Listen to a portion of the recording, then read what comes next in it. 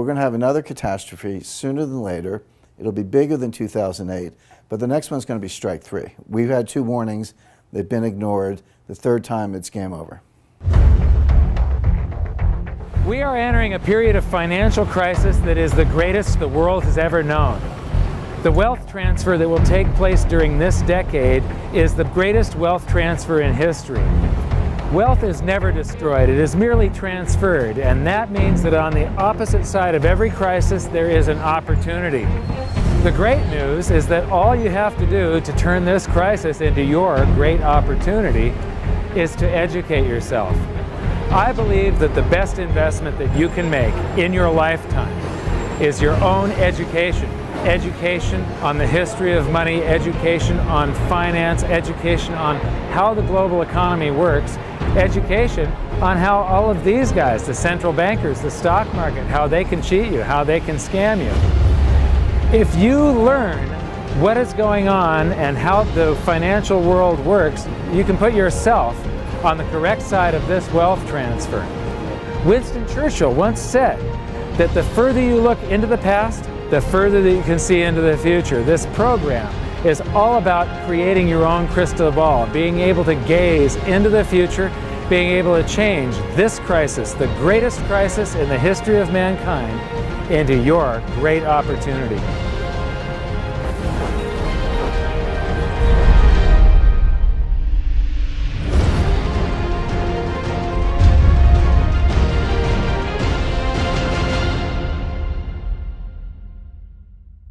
Hi. In the last episode of Hidden Secrets of Money, I spoke with Harry Dent about deflation and the reason that we both feel that it's absolutely inevitable. In the bonus feature, I talked with Harry about some of our differences, and he believes that it's going to be a long, drawn-out deflation. I believe it's going to be a very short-lived deflation, followed by potentially a hyperinflation. And the reason is something we're going to talk about in this episode, and it's velocity of currency. And that is all controlled by psychology. I'm very fond of saying that the economy is both psychological and psychological. It runs in waves and cycles, and those waves and cycles are very logical because of the psychology that's going on behind it, and that psychology controls the velocity of currency. Now, I like to teach through the looking glass of history, so I'm going to read you a little bit of my book because there's a perfect example of this in the Weimar hyperinflation. And after I'm done with the book, we're going to come back and we're going to look at some data so that you get a full understanding of what velocity of currency is and how it affects you. So, on page 16, we have, at the beginning of World War I, Germany went off the gold standard and suspended the right of its citizens to redeem their currency, the mark, for gold and silver. Like all wars, World War I was a war of and by the printing press. The number of marks in circulation in Germany quadrupled during the war. Prices, however, had not kept up with the inflation of the currency supply, so the effects of this inflation were not felt. The reason for this peculiar phenomenon was because in times of uncertainty, people tend to save every penny, and World War I was definitely a time of uncertainty. So even though the German government was pumping tons of currency into the system, no one was spending it, yet. But by war's end, confidence flooded back along with the currency that had been on the sidelines, and the ravaging effects worked their way through the country as prices rose to catch up with the previous monetary inflation. Just before the end of the war, the exchange rate between gold and the mark was about 100 marks per ounce. But by 1920, it was fluctuating between 1,000 and 2,000 marks per ounce. Retail prices shortly followed suit, rising by 10 to 20 times. Anyone who still had the savings they had accumulated during the war was bewildered when they found it could only buy 10% or less of what it could just a year or two earlier. Then, all through the rest of 1920 and the first half of 1921, inflation slowed, and on the surface, the future was beginning to look a little brighter. The economy was recovering. Business and industrial production was up. But now there were war reparations to pay, so the government never stopped printing currency. In the summer of 1921, prices started rising again, and by July of 1922, prices had risen another 700%. This was the breaking point, and what broke was people's confidence in their economy and their currency. Having watched the purchasing power of their savings fall by 90% in 1919, they knew better this time around. They were smarter. They had been here before. All at once, the entire country's attitude toward currency changed. People knew that if they held on to their currency for any period of time, they'd get burned. The rising prices would wipe out their purchasing power. Suddenly, everybody started to spend their currency as soon as they got it. The currency had become a hot potato, and no one wanted to hang on to it for a second. Now, on the next page, I talk about the front page of the New York Times 1923, and I reference some information there. And I just happen to have a reprint of the front page of the New York Times from 1923. And there's an article here about the German hyperinflation. But what I find more interesting than that is the entire paper is this wonderful time capsule. And if you replaced the names and dates and names of countries and so on in most of these articles, it would all be pertinent today. You'd think that you were reading today's newspaper. But when it comes to this article on the German hyperinflation, it talks about these paper mills pumping out 45 billion marks per day. Now, this is the February edition of the New York Times. By November, those paper mills were pumping out 500 quadrillion marks per day. So now we're going to take a look at velocity and how it could affect us in the future. So this is me. Now, I developed this keynote presentation to make understanding velocity easy. Most economists make it sound really complex and people don't think they can understand it. But stick with me, I think you'll enjoy this. When you're measuring velocity, you're measuring the number of times each unit of currency changes hands. I'm going to have lunch and I'm going to pay the waiter, I'm going to tip him $1. And then he parked in a red zone that morning, so his car got towed. He's going to have to take a cab home, and he's going to pay that cab driver that same dollar when he gets to his destination. Then later on that day, the cab driver is going to have to fill his cab with gas, and he's going to use that same dollar again as part of the payment to pay for his tank of gas. So that dollar was used in 1, 2, 3 transactions. It had a velocity of 3 that day. In other words, $1 bought $3 worth of goods and services. Now we're going to kick this up a notch, and we're going to call this a country of 10 people, this economy of just 10 people, and their currency supply is $1. That's the only dollar that exists. And it circulates once, and so you've got $1 times a velocity of 1 equals a GDP, the size of the economy, is $1. If it circulates twice, it's 2, 3, 4, 5, 6, 7, 8, 9, 10. So $1 times a velocity of 10, or 10 transactions, equals a $10 GDP, the health of that economy. Now, if you expand the currency supply, we've given each one of these people $1. If they all make a transaction, there has now been 10 transactions, but each dollar was only involved in one of them. So it's a currency supply of $10 times 1 transaction each equals a $10 GDP. So even though you've got 10 times the currency supply, the economy has the same vibrance. There was 10 transactions, it equals $10. Then we have a second transaction, a third, a fourth. This could be a healthy economy. It could also be an economy running into hyperinflation.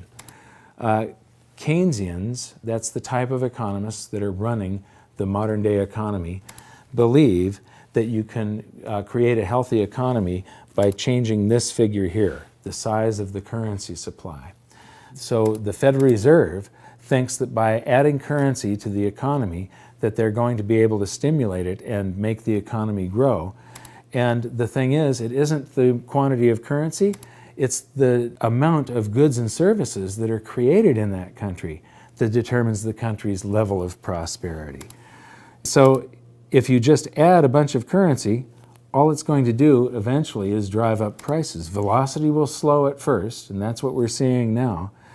Well, the same thing happened in Weimar Germany.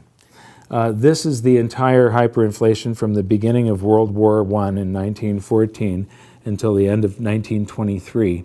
And most economists are attracted to this big hyperinflation on the end. But one thing I discovered when I was writing my book is that there's almost always a pre-hyperinflation hyperinflation. And we see one here, where there's this rise of prices and quantity of currency, and then it levels off for a little while, and then rises again. And this has to do with the psychology. This is the time where I said those people had been there before and experienced that. I'm going to zoom up on it. And so here you see the currency supply increasing. So they're doing monetary inflation, but prices stay level, and the price of gold actually dropped toward the end of the war.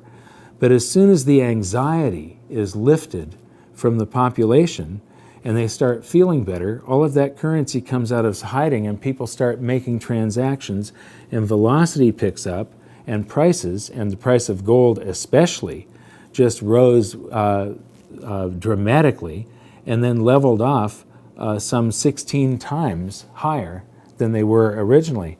Notice that the currency supply is growing at a certain rate. The prices are delayed, and then bam, they rise to meet it and exceed it, and then stabilize to account for that quantity of currency. Now back to this original chart here, what I find interesting is that during the war it lagged, and then it caught up and matched the currency supply. But then as they kept on printing, velocity started to exceed the currency supply. So prices started to rise faster than they were printing currency, and that's the end game for a hyperinflation. The big lesson here is that the people who owned gold and silver instead of the national currency came out relatively unscathed, or even made huge gains in their purchasing power. Now, this is the US currency supply from 1918 until today. And we've created all of this currency, but we haven't seen any ravaging inflation yet. And that is because velocity has fallen to compensate for the creation of currency.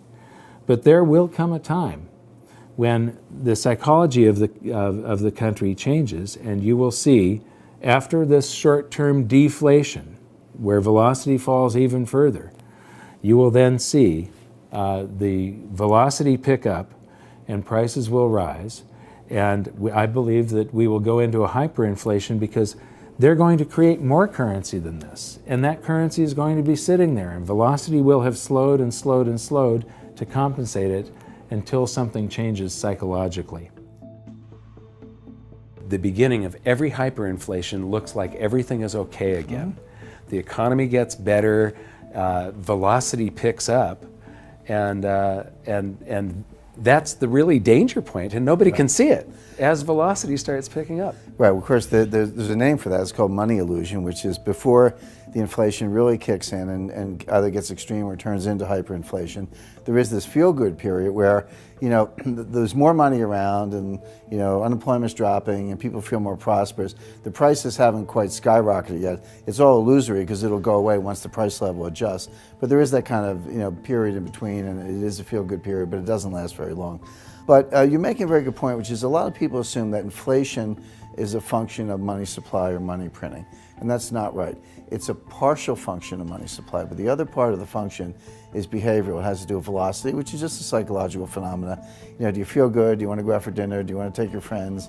Do you want to take a vacation, or do you want to stay home, leave your money in the bank, and watch TV? Those are two different states of the world, based a lot on your confidence and how you feel.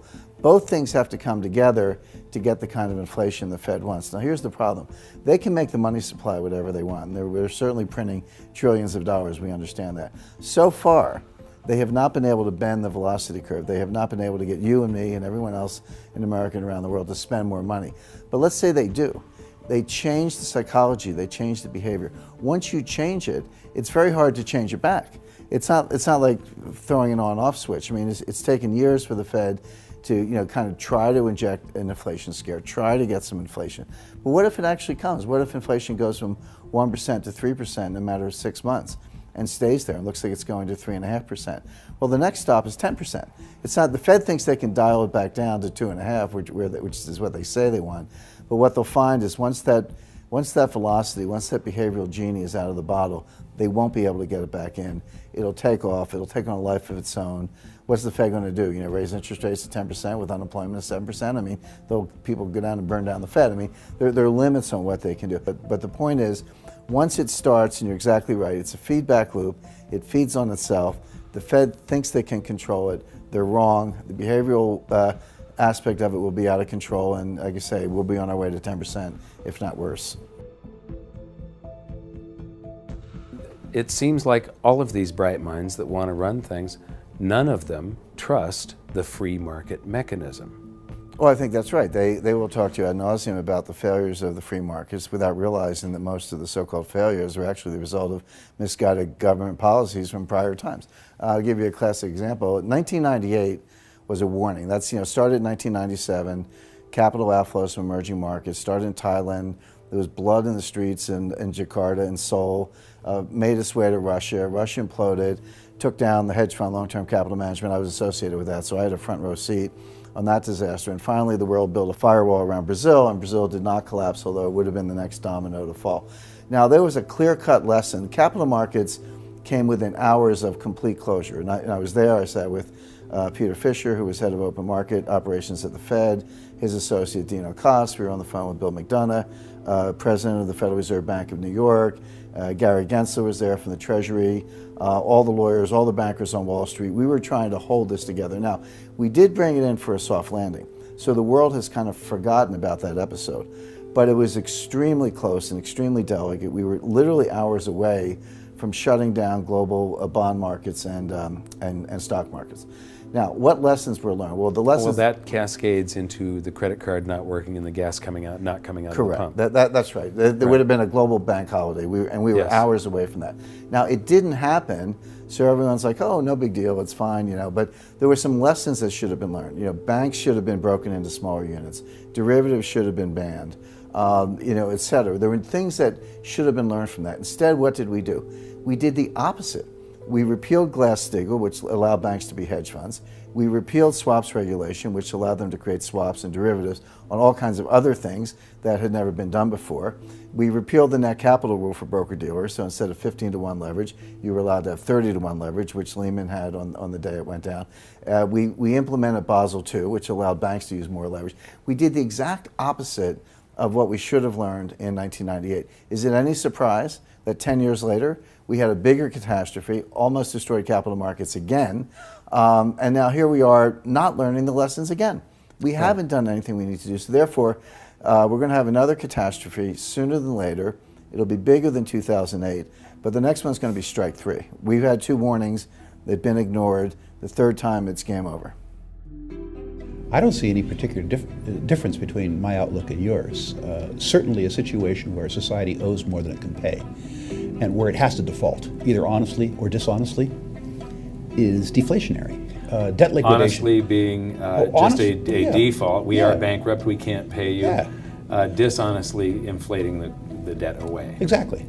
Honestly would be to say to the bondholders, yeah, that's right, we say we're going to pay it back, and we say we're going to pay it back with interest. Well, too bad, so sad. Times are tough, we lied. Strong letter to follow, right? Say to guys like me, you're 60? Yep, I know you're supposed to get Social Security when you're 62 or 65. The truth is, we don't have the money, so you're not going to get it, right? That's the honest way. I think the yield to politician is very low with regards to the honest way. So I think that we're going to have deflationary scares, and I think we're going to have deflationary events. I think we're going to have asynchronous events like long-term capital management and things like that, that will initially have deflationary outcomes. But I suspect, like you, that the demand for the public will be for the big thinkers to solve that problem and solve it in the only way they know how, which is to fill every crack, even the Grand Canyon, with currency. So how is this all going to play out? You know, I don't know exactly, but what I do know is that the longer this goes on, the bigger it's going to be. And I wrote about some of the possibilities in my book. And this was written before the crisis of 2008. And so in here, I refer to Ben Bernanke, but I'm going to change that to just the Federal Reserve or central banks for you right now. So, the day of reckoning will come when millions of baby boomers reach the age where they have to take mandatory distributions from their IRAs. As they find that the investments they were counting on for their retirement, their homes and their IRAs full of mutual funds, have actually lost value, that the amount of stuff that they can buy from the proceeds if they sell their home is actually less than when they bought their home. And as they realize that their dream of a comfortable retirement was just that, a dream, all those boomers will get scared and pull in their horns. They will stop spending. They will start selling off their assets, and the greatest stock market crash in history will unfold as more and more boomers panic and sell. I believe this will also be accompanied by the greatest real estate crash the world has ever known.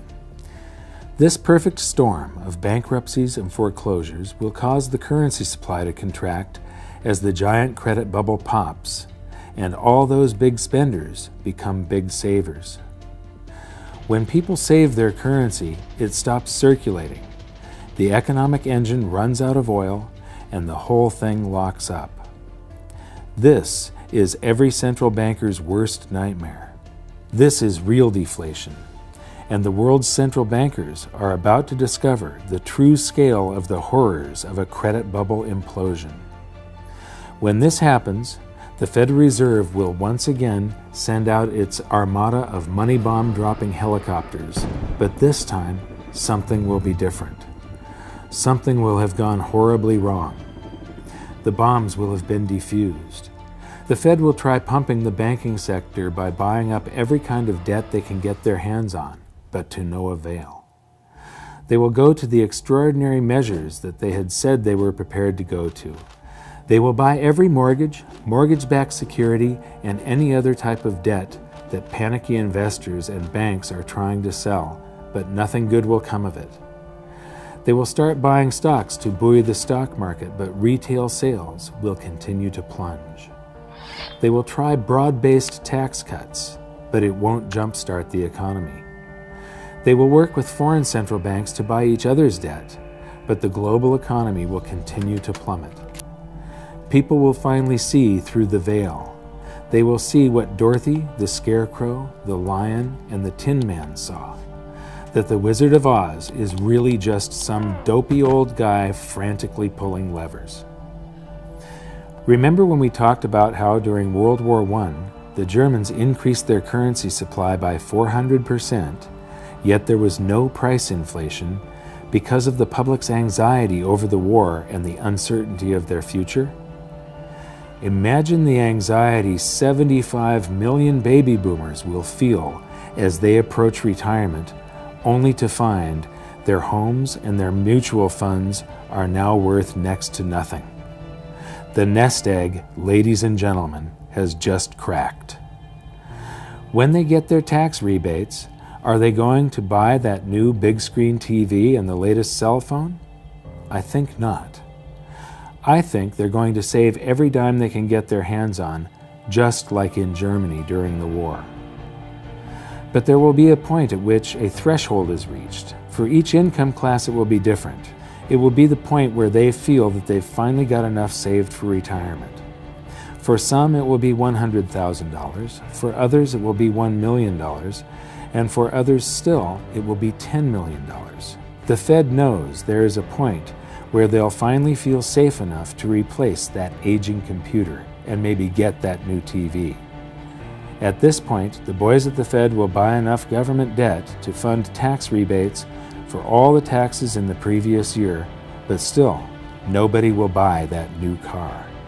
The threshold the Fed is looking for will not be reached. Then, in not-so-quiet desperation, the Fed will say, "Screw the helicopters, send in the bombers." And as the shadow of millions of stealth currency bombers darken the skies, currency will begin to fall like rain in the desert. As Joe Sixpack and John Q get tax rebate checks in the mail for all the taxes they paid during their entire lifetimes, fear will be temporarily alleviated and some of that currency will come out of hiding, just as in Weimar Germany. Prices will rise quickly and dramatically as all that stored up currency energy is released. In a panic, the Fed will call back the bombers, but it will be too late. There's nothing they will be able to do to stop it now because the hyperinflation will have already begun. The Dow will begin an invisible crash of epic proportions and gold prices will shoot to the moon. If you are wise enough to moor your boat in the safe harbors of gold and silver and other commodities, you will weather the storm. It won't be pretty, but at least you'll be safe. At this point, confidence in the currency will fall faster than it can be created. Cost of living increases for government employees, and the costs of all government projects, the subcontractors, the labor, the materials, will all skyrocket. And each time more currency is created to pay for the increases, the value of the currency will fall even faster. In times like that, governments have only two choices: shut down the government and all of its projects and services, send everybody home without pay, turn off the printing presses, and wait for the free market system to discover price levels that account for the quantity of the currency in the supply, or print the currency into oblivion. Governments have always chosen the latter. But the stored up energy of excess currency creation doesn't have to take place within the United States, and it doesn't necessarily have to be in the future. In fact, there is an abundance of stored up currency just waiting to be released right now.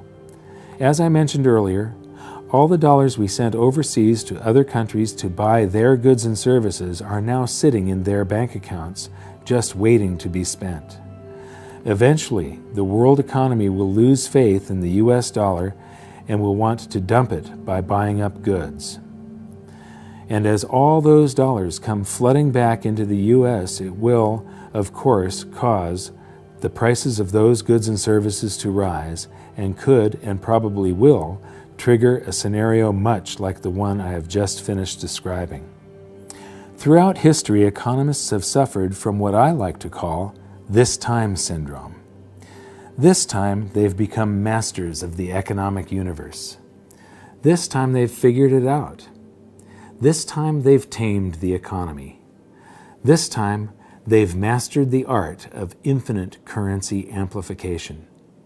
This time, a fiat currency will work. History gives this a probability of 0. Each time we sailed toward economic doom, the greatest financial minds in the world were at the helm. Do you really think we should continue letting them steer the ship? I think not. It would be nice if we started listening to people that have been right rather than the people that have theories. And it would be great if they would allow the free market to work, but that's not the way it's going to happen. The people that have the theories will continue to rule, and we will vote for people that don't know what they're doing. And so the best that we can do is try to protect ourselves and even, potentially benefit from government and economists' stupidity. And so the way you do that is by learning as much as you can about what's happening and developing your own opinions on what is coming at you, rather than being reactionary. And you can do that by watching some of the bonus feature. Just click the info button and we'll see you in the bonus feature. And until next time, until the next episode, see you there.